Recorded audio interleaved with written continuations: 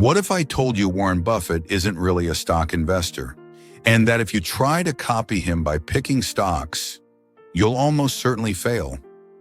That sounds strange because stock picking is what he's famous for. But here's the uncomfortable truth most people never confront. Buffett didn't get rich because he picked great companies. He got rich because he built a system that gave him permanent advantage over the market. And unless you understand that system, reading his books, quoting his rules, or copying his trades will only waste your time. This video isn't about motivation. It's not about patience. And it's not about long-term thinking. It's about the structure behind Buffett's success. The part people admire but don't study because it doesn't feel heroic. Ask most people how Warren Buffett got rich, and you'll hear the same answers. He buys good companies. He holds forever. He's patient. He avoids risk. That story is comforting. It makes success feel moral, accessible. Just be smart. Just wait. Just don't panic. But here's the problem. Millions of people have tried that. Almost none of them became Warren Buffett. Because they copied the behavior and missed the position.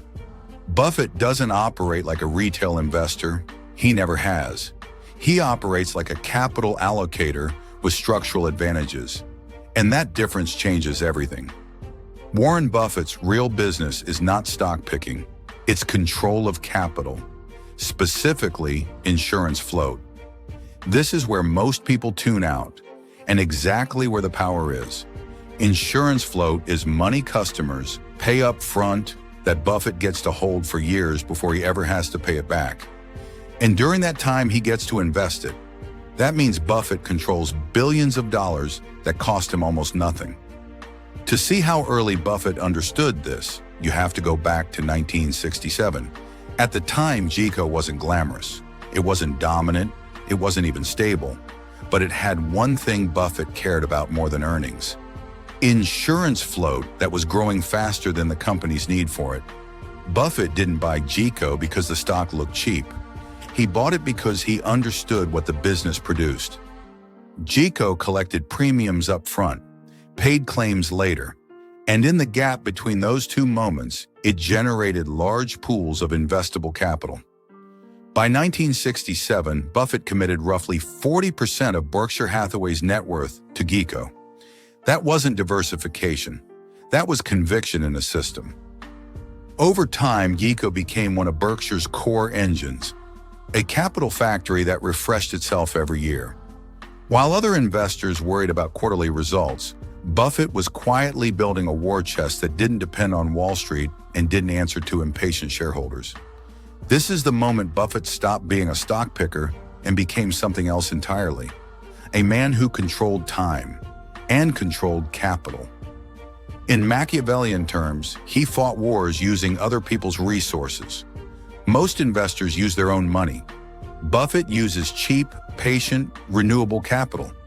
That's not intelligence. That's positioning. This is why Buffett's low-risk reputation is misleading.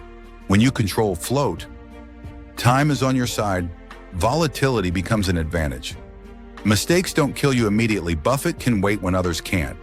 He can double down when others panic. He can survive years of underperformance. Not because he's calm, but because his system absorbs pressure. Most investors are fragile. Buffett's structure is not. Machiavelli would recognize this instantly. Power belongs to those who can endure instability longer than their rivals. People think Buffett avoids tech because he's old. That's wrong. He avoids businesses where capital requirements change too fast. Moats decay, unpredictably control shifts away from owners. Buffett doesn't chase growth. He chases durability. He prefers boring companies not because they're safe, but because they're governable. Predictable cash flow, slow change, clear incentives. This isn't conservatism, it's control. Here's the part that makes people uncomfortable. You can't copy Buffett because you don't have his position. You don't control float. You don't have permanent capital. You don't have insulation from short-term pressure. So when people say, just invest like Buffett, what they're really saying is, pretend you have advantages you don't. That's not strategy, that's fantasy. Buffett didn't invest by following rules. He invested by designing a system where the rules favored him. Now here's where this becomes useful. You don't need to invest like Buffett, but you can think like him. Ask better questions. Where does my capital come from? How long can I hold it? What pressure am I insulated from? In business and investing, whoever controls time and cash flow controls outcomes. Buffett didn't beat the market with brilliance.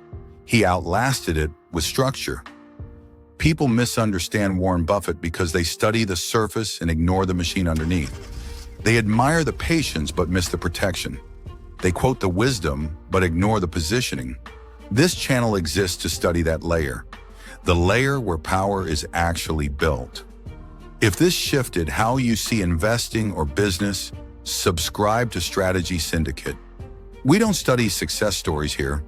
We study systems of advantage. Like the video, and comment position if you're done copying behaviors and ready to understand how leverage is really built.